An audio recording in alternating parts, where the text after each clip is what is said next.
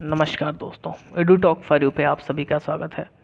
अगर आप हमारे चैनल पर नए हैं तो प्लीज़ सब्सक्राइब कर लीजिए और वीडियो को लाइक कर दीजिएगा। आज हम बात करने जा रहे हैं बुद्धि के महत्वपूर्ण सिद्धांत की। इससे पहले सीडीपी के महत्वपूर्ण लेक्चर में हमने इंटेलिजेंस क्या है इसकी बात की थी, उसमें महत्वपूर्ण कॉन्सेप्ट क्या है उसकी बात की थी। अगर आपने उस वीडियो को अभी तक नहीं देखा तो डिस्क्रिप्शन में उसका लिंक दिया है, वहाँ से जाके आप उसे देख सकते हैं। चलिए, बुद्धि के महत्वपूर्ण सिद्धांत की अगर हम बात करें तो सबसे पहला सिद्धांत जो आता है वो अल्फ्रेड बिने का नाम आता है। वहाँ पे अल्फ्रेड बिने साहब ने एक कारक का सिद्धांत दिया था। तो यूनिफैक्टर थ्योरी किसने दी थी, अगर ऐसा प्रश्न पूछा जाता है तो दिया था उसे अल्फ्रेड बिने ने। एक कारक सिद्धांत, यूनिफैक्टर थ्योरी। स्पीयरमैन साहब की बात करें तो उन्होंने बुद्धि का द्विकारक सिद्धांत दिया था, जिसमें उन्होंने बताया था कि बुद्धि कितने प्रकार की होती है, दो प्रकार की होती है, जिसे जी फैक्टर कहा जाता है या फिर एस फैक्टर कहा जाता है। जी को जनरल फैक्टर या सामान्य कारक कहा जाता है, एस फैक्टर यानी कि इसे विशिष्ट कारक कहा जाता है। इसके अलावा स्पीयरमैन की थ्योरी को हम फर्स्ट ऑर्डर थ्योरी भी कहते हैं, ये इंपॉर्टेंट चीज़ है, इसे नोट कर लीजिएगा। न्यू मोबाइल थ्योरी भी कहा जाता है, नया मोबाइल सिद्धांत कहा जाता है किसकी थ्योरी को, स्पीयरमैन साहब की थ्योरी को। न्यू फर्स्ट ऑर्डर थ्योरी किसे कहा जाता है, तो स्पीयरमैन साहब की थ्योरी को कहा जाता है। इस डिटेल में समझ लेते हैं। देखिए, सामान्य कारक क्या होता है, स्पीयरमैन के साहब के अनुसार अगर सामान्य कारक की बात करें तो सामान्य कारक एक ऐसा कारक होता है जो कि जन्मजात होता है। क्या होता है, बाई बर्थ होता है। मतलब इस पर आप कोई ट्रेनिंग देते हैं, आप उसे कोई चीज़ पढ़ाते हैं, समझाते हैं, तो उसका इस पर कोई इफेक्ट नहीं आने वाला है। लेकिन जो जी फैक्टर होता है, इसके साथ साथ क्या होता है, ये सभी व्यक्तियों में इसकी मात्रा अलग होती है। मान लेते हैं ये घनश्याम है, इनको मान लेते हैं ये श्याम है, तो इनमें जो जी फैक्टर होगा वो अलग होगा और इनमें जो जी फैक्टर होगा उन दोनों में मात्रा इसकी अलग अलग होगी। तो सभी व्यक्तियों में जी फैक्टर की मात्रा अलग अलग होती है और इसी कारण से जो जी फैक्टर है उसे हम क्या कह देते हैं, मानसिक ऊर्जा कह देते हैं। तो अगर ऐसा प्रश्न पूछा जाता है कि मानसिक ऊर्जा किसे कहा जाता है जी स्पीयरमैन की थ्योरी में, तो वो क्या हो जाता है, जी कारक। ठीक है, आगे समझते हैं एस कारक को। एस कारक का मतलब विशिष्ट कारक या स्पेसिफिक फैक्टर, जिसे शॉर्ट में हम एस फैक्टर का नाम भी दे देते हैं। देखिए, स्पेसिफिक फैक्टर को कहने का मतलब ही यहाँ पे है कि वो हर एक व्यक्तियों में स्पेसिफिक होता है। जैसे मान लीजिए कि इस चित्र में इनको जो है क्रिकेट खेलना पसंद है, तो उस व्यक्ति में क्रिकेट के लिए जो एस फैक्टर होगा यानी कि एस प्रकार की जो बुद्धि होगी वो अलग होगी। इनको पेंटिंग करना पसंद है, तो पेंटिंग करने के लिए जो उनकी एस बुद्धि होगी, जो उनका एस कारक होगा, उसकी मात्रा अलग होगी। क्यों? क्योंकि इस पर ट्रेनिंग का प्रभाव पड़ जाता है। मान लीजिए कि वो अच्छा पेंटर बनना चाहते हैं, उनमें पेंटर की ज़्यादा जो है काबिलियत नहीं है, तो वो क्या कर सकते हैं, ट्रेनिंग करके, कोचिंग करके, क्लासेस ले करके वहाँ पे अपने एस फैक्टर को, विशिष्ट बुद्धि को बढ़ा सकते हैं। तो यहाँ पे विशिष्ट कारक में क्या होता है कि ट्रेनिंग का प्रभाव पड़ता है, ट्रेनिंग का इफेक्ट पड़ता है। क्यों? क्योंकि ये सीखा गया होता है। और जो आपका जनरल फैक्टर था, जो स्पीयरमैन का जनरल फैक्टर था, समान कारक था, उस पर क्योंकि वो जन्मजात होता तो वहाँ पे सीखने का कोई प्रभाव नहीं पड़ता था। ठीक है, अब इसको एक बहुत ही साधारण एग्जांपल से समझते हैं, डेली लाइफ के एग्जांपल से। एस फैक्टर जो आपका है वो एक तरह का मोबाइल का प्रोसेसर है। मोबाइल का प्रोसेसर क्या होता है, इनबिल्ट होता है। वो जितनी उसकी क्षमता है उतनी ही आधार पे वो काम कर पाएगी। हर मोबाइल का अलग अलग प्रोसेसर होता है, तो इसलिए इसको हम क्या कहते हैं, जी फैक्टर, आप समझ लीजिए। तो मोबाइल का जो प्रोसेसर है वो क्या है, जी फैक्टर है। जन्मजात होता है, इसका मतलब कि जैसे आप फ़ोन लेके आते हैं तो वो बाय डिफ़ॉल्ट उतना सेट होता है, उसको ना आप घटा सकते हैं ना बढ़ा सकते हैं। अब अगर हम बात करें एस फैक्टर की मोबाइल में, तो जो उसका स्क्रीन होता है, जो उसकी मेमोरी होती है, वो एस फैक्टर बन जाती है, विशिष्ट हो जाती है। अब मेमोरी की बात करें तो आप क्या कर सकते हैं, मान लीजिए कि 8 GB का स्टोरेज है तो उसे आप इंक्रीज़ कर सकते हैं, 10 GB बढ़ा सकते हैं, 12 GB कर सकते हैं, मेमोरी कार्ड का यूज़ कर सकते हैं। तो वो क्या बन जाता है यहाँ पे, एस फैक्टर। एस फैक्टर का मतलब कि जिसे आप ट्रेनिंग के माध्यम से सीख सकते हो। जैसे आपको क्रिकेट खेलना बहुत पसंद है, आपको पेंटिंग बहुत पसंद है, आपको कुकिंग बहुत पसंद है, तो आपको नहीं आता है तो आप क्या कर सकते हैं, चीज़ों को सीख सकते हैं। तो वो विशिष्ट बुद्धि के अंतर्गत आता है। स्पीयरमैन की थ्योरी को क्या कहा जाता है, मोनार्किक थ्योरी कहा जाता है, राजतंत्रीय सिद्धांत कहा जाता है। ऐसा भी प्रश्न पूछता है कि राजतंत्रीय सिद्धांत किसके थ्योरी को कहा जाता है, तो स्पीयरमैन साहब की थ्योरी को जो है राजतंत्रीय सिद्धांत कहा जाता है। क्यों कहा जाता है? क्योंकि इसमें जी कारक की जो भूमिका है उसे बहुत ज़्यादा बता दी गई है। तो जी कारक की भूमिका बहुत ज़्यादा बता देने के कारण जो स्पीयरमैन की थ्योरी है उसे राजतंत्रीय सिद्धांत कहा जाता है। आगे बात करते हैं लुईस थर्स्टन साहब के। तो थर्स्टन साहब ने जो सिद्धांत दिया उसे कहा जाता है बुद्धि का समूह कारक सिद्धांत। तो डायरेक्ट प्रश्न पूछा जाता है कि ग्रुप फैक्टर थ्योरी यानी कि समूह कारक सिद्धांत किसने दिया था? तो लुईस थर्स्टन ने समूह कारक सिद्धांत यानी कि ग्रुप फैक्टर थ्योरी दिया था। ग्रुप फैक्टर थ्योरी क्यों कहा जाता है? कि उन्होंने कि 7 बुद्धि के समूहों में विभाजित किया, अलग अलग 7 समूह बताए, इसलिए इनके सिद्धांत को हम क्या कह देते हैं? समूह कारक सिद्धांत कहते हैं। बस इतनी सी बात है इसमें। और जो है फैक्टर एनालिसिस पे बेस्ड है। तो ऐसा भी अगर आपसे ऑप्शन में पूछता है कि फैक्टर एनालिसिस पे बेस्ड कौन सा है, तो वो है लुईस थर्स्टन साहब का समूह कारक सिद्धांत। इसमें प्राथमिक मानसिक योग्यताओं के सिद्धांत की बात की गई है।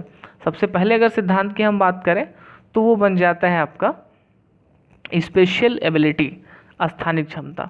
स्पेशल एबिलिटी का मतलब है कि जो आपका मोमेंट होता है, आप किसी चीज़ को करने के लिए कितना ज़्यादा तत्पर होते हैं, किसी चीज़ को कितने अच्छी तरीके से कर पाते हैं, वो डिसाइड करता है आपका स्थानिक क्षमता वाला बुद्धि।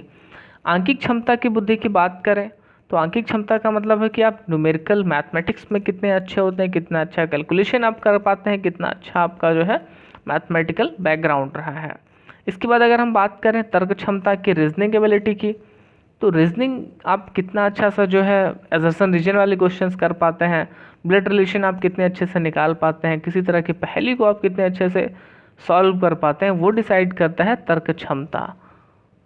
इसके बाद मेमोरी एबिलिटी की बात कर लेते हैं। तो चीज़ों को आप कितना ज़्यादा मेमोराइज कर पाते हैं, आपकी लर्निंग कितनी अच्छी है, आप एक बार में पढ़ते हैं तो आपकी जो है मेमोरी कितनी स्ट्रांग होती है, जब आप दोबारा उसी चीज़ को रिपीट करते हैं तो आपकी मेमोरी कितनी अच्छी स्ट्रांग होती है, तो वो कहलाता है मेमोरी एबिलिटी, यानी कि 4th नंबर।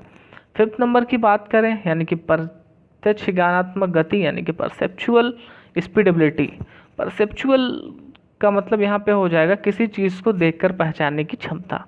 आपने किसी चीज़ को देखा तो आप तुरंत कहते कि अच्छा हाँ ये चीज़ें तो हमने पहले देखी थी, हाँ इस चीज़ को मैं जानता हूँ क्योंकि मैंने इसे पढ़ा था, हाँ ये चीज़ तो मैंने टीवी में देखी थी। तो वो जो आपकी जो क्षमता होती है वो कहलाती है परसेप्चुअल स्पीड एबिलिटी। इसके अलावा वर्बल कंप्रीहेंशन की बात करें, देखिए इसको याद करने का एक तरीका आप याद रखिएगा कि वर्बल जब भी आता है किसी सिद्धांत में, वर्बल का मतलब जो आवाज़ से बात करते हैं, आवाज़ बोलते हैं, वो वर्बल हो जाता है। तो थर्स्टन में आता है टोन, टोन भी क्या करता है? सुनाई देता है, आवाज़ करता है। तो थर्स्टन साहब ने वर्बल एबिलिटी, वर्बल कंप्रीहेंशन की बात की थी। तो अगर ये 7 सिद्धांत या समूह कारक सिद्धांत का नाम आता है तो आप थर्स्टन और वर्बल से इसे क्या कर सकते हैं? जोड़ सकते हैं याद रखने के लिए। तो वर्बल कंप्रीहेंशन क्या होता है कि ऐसे बुद्धि जिसमें जो है उसका वर्बल एबिलिटी अच्छा हो, ज़्यादा बातचीत करने में अच्छा हो, कम्युनिकेशन उसका अच्छा हो, तो वो कहलाएगा वर्बल कंप्रीहेंशन एबिलिटी।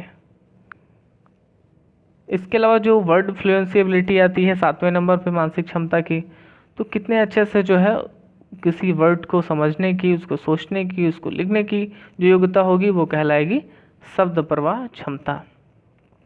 इसके अलावा अगर हम बात करें तो थर्स्टन ने इन 7 बुद्धि को मापने के लिए एक थर्स्टन प्राइमरी मेंटल एबिलिटीज़ का टेस्ट बनाया था। तो ये भी क्वेश्चन पूछा जाता है एग्जाम में कि थर्स्टन प्राइमरी मेंटल एबिलिटीज़ किसने बनाया था? तो थर्स्टन साहब ने इन 7 बुद्धि को मेज़र करने के लिए थर्स्टन प्राइमरी मेंटल एबिलिटीज़ का एक टेस्ट बनाया था। अब एक बात और कर लेते हैं यहाँ पे, इनके सिद्धांत को कई बार हम अल्पतंत्रीय सिद्धांत कहते हैं। क्यों कहते हैं? क्योंकि जब इनके आलोचक आए तो उन्होंने कहा कि जो थर्स्टन साहब की थ्योरी है उसमें 7 तत्व तो दे दिए गए, लेकिन इन 7 क्षमताओं के कारण इनकी थ्योरी जो है बहुत बड़ी हो गई और किसी एक तत्व पे उन्होंने फोकस नहीं किया, इसलिए इनकी थ्योरी को कहा जाता है अल्पतंत्रीय सिद्धांत, क्योंकि जो है इनकी थ्योरी बहुत ज़्यादा क्षमताओं वाली थी। ठीक है, अब बात करते हैं आज की लास्ट थ्योरी की, कैटल साहब की। कैटल साहब की जो थ्योरी थी वो फैक्टर एनालिसिस पे बेस्ड थी, तो समूह जो कारक सिद्धांत पे बेस्ड थी। इसके अलावा जो इनका जो मेन सिद्धांत था कैटल साहब का, वो था तरल बुद्धि का और ठोस बुद्धि का, यानी कि फ्लूइड इंटेलिजेंस और क्रिस्टल इंटेलिजेंस। फ्लूइड इंटेलिजेंस को समझते हैं सबसे पहले।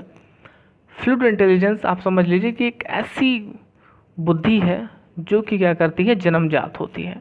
जब बच्चा पैदा होता है तभी उसके अंदर ये बुद्धि होती है, नॉन वर्बल होती है। बच्चा पैदा होगा, बोल नहीं पाता है, उसे आप नॉन वर्बल से रिलेट कर सकते हैं।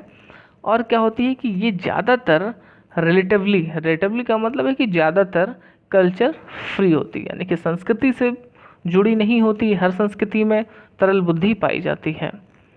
अब जो सबसे महत्वपूर्ण बात आती है समझने की कि इसमें क्या होता है, जेनेटिक फैक्टर का रोल होता है। किसमें? फ्लूइड इंटेलिजेंस यानी कि तरल बुद्धि में। अब जेनेटिक फैक्टर का रोल होगा तो इसमें क्या करेगा, वो नई चीज़ों को सीखने में उसकी मदद करता है, तर्क व चिंतन करने में मदद करता है। कौन? तरल बुद्धि। बोलने की कला जो है, रटना फिर उसे दोहराना, ये सारी चीज़ें किस चीज़ में आ जाती है? तरल बुद्धि। अब आप इतना समझ लीजिए कि जब बच्चा पैदा होता है तो वो जो पूरा ब्लैंक स्लेट है वो जो गवर्न होता है वो तरल बुद्धि के द्वारा गवर्न होता है, यानी कि फ्लूइड इंटेलिजेंस के द्वारा गवर्न होता है। तो ये जन्मजात होता है, ठीक है। तर्क व चिंतन में मदद करता है कौन? तरल बुद्धि मदद करता है। अब बात कर लेते हैं क्रिस्टल इंटेलिजेंस की, यानी कि ठोस बुद्धि की। ठोस बुद्धि क्या हुआ कि अब आप खुद आइडिया लगाइए कि जब बच्चा पैदा होता है तो वो लिक्विड फॉर्म में, ठीक है। अब जब उसने चीज़ों को सीख लिया, चीज़ों को लर्न कर लिया, तो वो किस में कन्वर्ट हो गया? अब क्रिस्टल इंटेलिजेंस में हो गया। वो किस में आ गया? अब वो ठोस बुद्धि के रूप में परिवर्तन हो गया। कैसे हुआ? समाज में रह कर के उसने चीज़ों को सीखा है। यानी कि ठोस बुद्धि किस तरह की बुद्धि होती? अर्जित होती है, एक्वायर्ड इंटेलिजेंस कहलाती है क्रिस्टल इंटेलिजेंस। अब एक एग्जांपल लेते हैं, बहुत अच्छे से आपको यहाँ पे क्लियर हो जाएगा। देखिए तरल बुद्धि क्या हुआ, क्योंकि जन्मजात होती है, उसे क्या होता है कि सबसे पहले जो एनकाउंटर होता है, जब सबसे पहले किसी चीज़ को सीखते हैं, वो तरल बुद्धि होता है। अब आप जब छोटे थे तो याद करिए, आपके फादर ने कहा कि ये आपके घर में आए हैं, इनका आपको पैर छूना है, ठीक है। अब आपके अंदर तरल बुद्धि विकसित हो गई कि कोई बड़ा आता है हमारे यहाँ तो उसका हमें पैर छूना चाहिए। अब ठोस बुद्धि क्या होती है? आप समाज से सीखते हैं, समाज को देखते हैं, लेकिन आधार क्या होता है? वो तरल बुद्धि ही आधार होती है। अब आपके जब दोस्त आते हैं तो आप उनसे हाथ मिलाते हैं, कोई घर में आता है तो आप किसी से नमस्ते करते हैं और किसी का पैर छूते हैं। ये अंतर कैसे आपने सीखा? समाज में रह करके सीखा है। किसके कारण? ठोस बुद्धि के कारण। क्योंकि जो आपकी प्राइमरी ट्रेनिंग हुई थी वो तो आपकी तरल बुद्धि थी, लेकिन तरल बुद्धि को आधार मान करके आपने चीज़ों को नई तरीके से सीख लिया। वो किसका परिणाम रही है? ठोस बुद्धि का परिणाम रही है। आपने ये तो जान लिया कि हमें बड़ों का आदर करना है, लेकिन हमें अपने समाज में रह करके चीज़ों को अर्जित किया है, चीज़ों को सीखा है, वो ठोस बुद्धि के अंतर्गत आता है। और वहाँ से हमें आइडिया मिला कि जो हमारे दोस्त होते हैं, जो हमारे समकक्ष होते हैं, उनसे हम हाथ मिलाते हैं, ठीक है, और किसी का हम पैर छूते हैं और किसी को नमस्ते करते हैं। तो ये था आज का हमारा टॉपिक। आई होप आपको वीडियो अच्छा लगा होगा। अगर वीडियो को अच्छा लगा है तो प्लीज़ इसे लाइक कर लीजिए, दोस्तों के साथ शेयर कर दीजिए और जुड़े रहिए एडुटॉक फॉर यू के साथ। थैंक यू दोस्तों, नमस्कार दोस्तों।